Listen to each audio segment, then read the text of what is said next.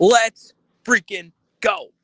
Let's go. So tonight, I'm at South Ark Stars Arena. I'm doing some play-by-play for the Stars tonight. So if you're in the South Arkansas area, in particular El Dorado, our tip-off is at 5:30. If you want to see the full schedule of games, you can actually sit in the broadcast booth with me. Go to southarkstars.com. I do every home game. So we have got to talk about the Missouri game this weekend. The Battle Line rivalry. And my camera's a little blurry. I don't know exactly why that is, but whatever. Battle Line rivalry. Does Sam Pittman keep his job next season?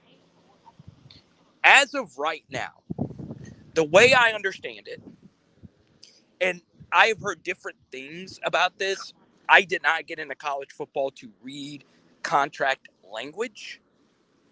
But if Sam Pittman wins this game, I almost tripped. He will get an extension or he'll get a bonus, something along those lines.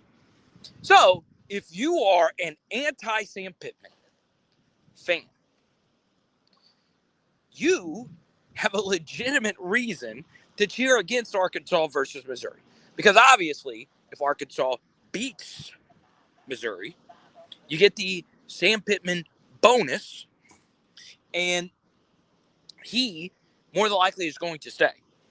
Unless Sam Pittman, who has this massive hip surgery coming up, says, look, it's time for me to wrap it up. We're going to elevate T. Will. He's going to be the new head coach for next season. There could be a lot of different things that could happen before, obviously, the end of the year. I will say that if you're in the camp that you want Sam Pittman to lose, just for the sake of the future of the program, and you could potentially push him to eventually get fired, here's what I would say. There's not enough college football games for you to go into any game and hope Arkansas loses. Yes, I just said that there is a world where for the future of Arkansas football, you would prefer Sam Pittman to lose this game because it would make it a little bit easier to can him. But don't do that to the people in that locker room, okay? Yeah, you already got a bowl lined up, but you can give Missouri a loss in a rivalry game that a lot of you don't like the forced rivalry. But if you take a look at Missouri, we had our guest on last week, Kyle Sutherland, who exclusively, I say exclusively, he does a few things, but his main beat is Arkansas high school football. He said on our channel that Missouri recruits Arkansas high school football players better than Arkansas recruits Arkansas high school football players. Do you really want Elijah Drinkowitz to win another game where he can go to any living room in Arkansas and say, I own those guys? And obviously, Elijah Drinkowitz used to coach in Northwest Arkansas in high school. Do you really want that? Is that what you want? I don't know if you want that. So I believe if I were an Arkansas fan, I would say I want to win this game. Because you should want to win every game, right? This is not the NBA or the NFL where tanking is beneficial. You want to go into this game and win this game, okay?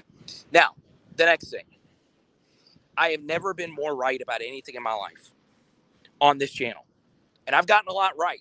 It is amazing when, and by the way, I do have my LSU thing up there. Let's change it to the Power Hour SEC logo. Obviously, you guys were probably watching the Louisiana Tech game. And you're probably thinking, man, that Card of the Power guy has never been more correct in his life about any one thing than the starting quarterback situation versus Louisiana Tech. I have no idea why Arkansas fans got mad at me for saying what I said last week. But I would say a good 60 to 70% of you agreed with me. The reason I wanted TAYLEN Green benched had more to do with Malachi Singleton than it did TAYLEN GREEN. We know what TAYLEN GREEN is. He is a very flawed passer and decision maker at quarterback. Okay? But this is the problem. This is the major, major, major problem. Is there was a struggle to think big picture. All right? And I understand you can't handle the truth. Says he thinks Sam Pittman has accomplished all he can. And obviously some of you think losing is better for the big picture of Arkansas. But you have got to think big picture with Malachi Singleton. You need to see for yourself if he could be a starting quarterback in the SEC. You have spent so much time and resources, 2 years of development. He wins the backup quarterback job over another guy who's starting for another P4 university in Jacoby Criswell. Not only did he win the job, he won the job versus an Arkansas native. And guess what happened? You didn't do what I said, Arkansas. Start him. Give him a chance to see what you have. I've actually sat down, and believe it or not, I should get some kind of medal for sitting down and watching Louisiana Tech play a game earlier this season. Okay. They were so terrible. This is the 4th consecutive year Louisiana Tech is not going to a bowl. The 4th consecutive season. They were terrible. Anyone that watched Louisiana Tech on tape, you know that they were bad. Like, bad. If you would have told me, hey, is that UAPB out there? You wouldn't have been able to tell that much of a difference. Louisiana Tech was that bad. And what did TAYLEN GREEN do? What did he do? He stunk up the joint. Even though his stat line was absolutely incredible. Go watch my film study from earlier in the week, and you'll see all the missed throws.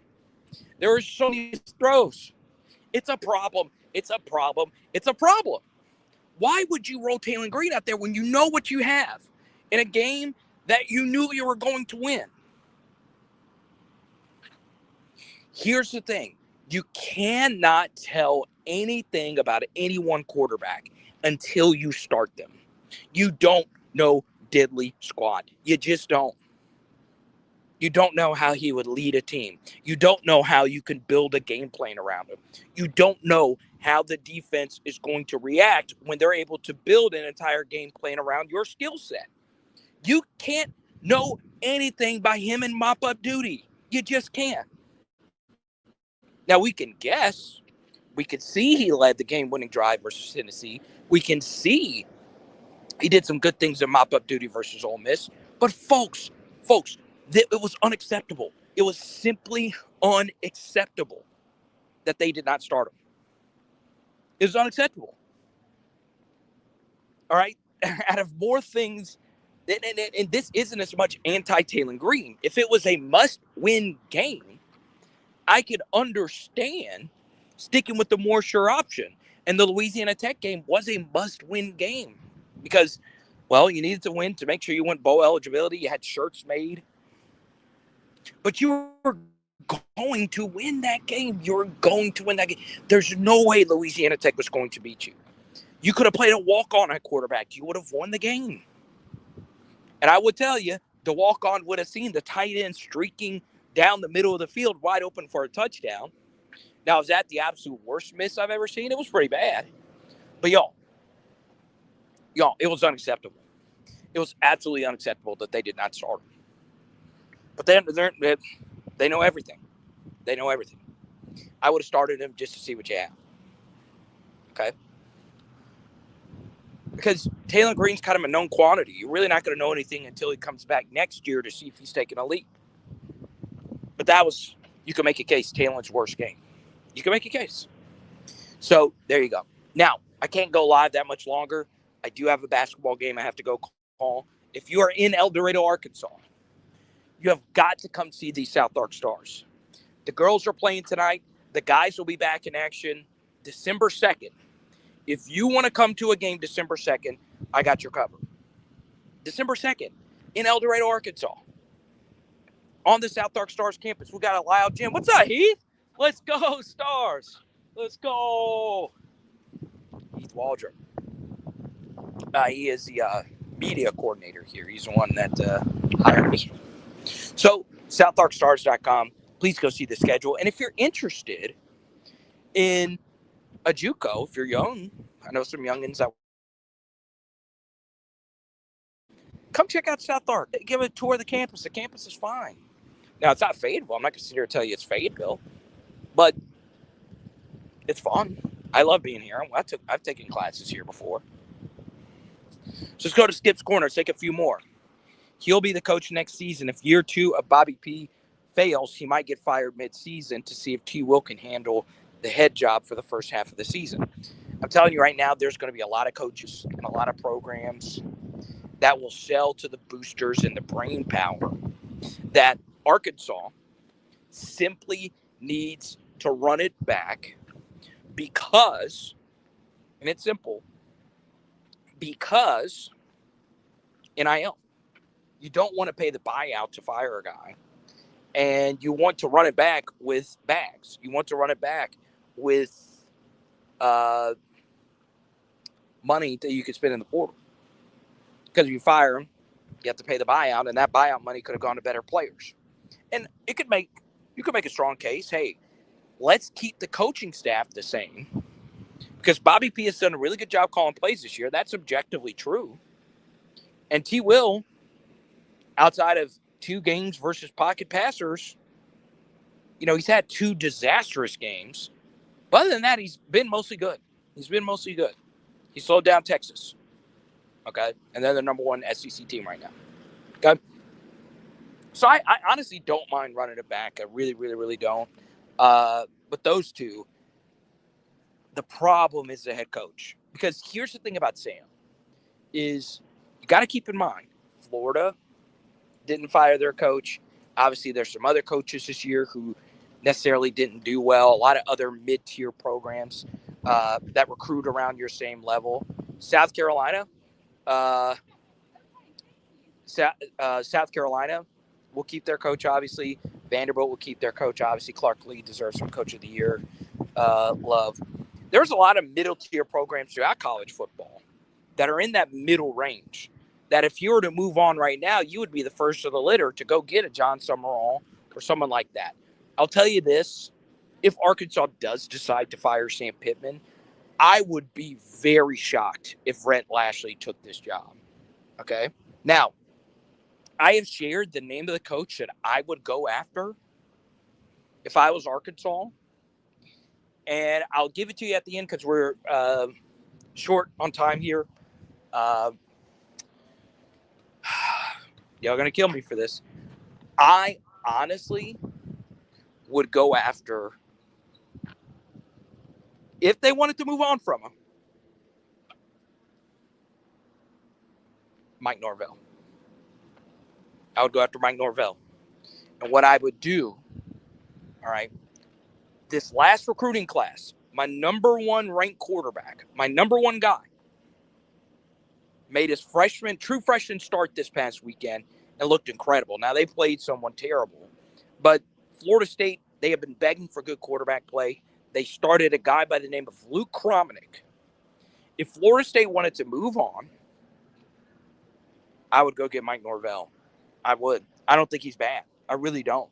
This was a disastrous year. He made some terrible portal decisions for a lot of unproven guys, got desperate. And I would seriously consider it and say, look, Mike, bring your quarterback and let's see what you got. That's what I would do.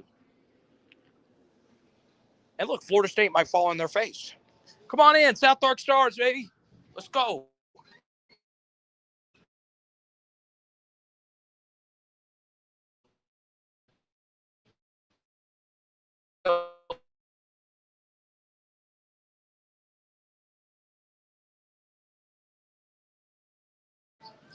Let me know what you guys think in the comments. Don't hate Mike Norvell. South Ark Stars, let's go. This gym is incredible. It gets loud. It gets packed. And you want to check it out. SouthArkStars.com. Take a look. Walk it up to the broadcast booth right now. Once again, from this stream any game you want to. Your first game, I got your cover. SouthArkStars.com. Let's freaking go. It is Power Hour SEC. Boom. Let's go Stars. Let's go. And if you want to watch the stream tonight, go to South Ark Community College on YouTube and you can watch the game for free. Let's go.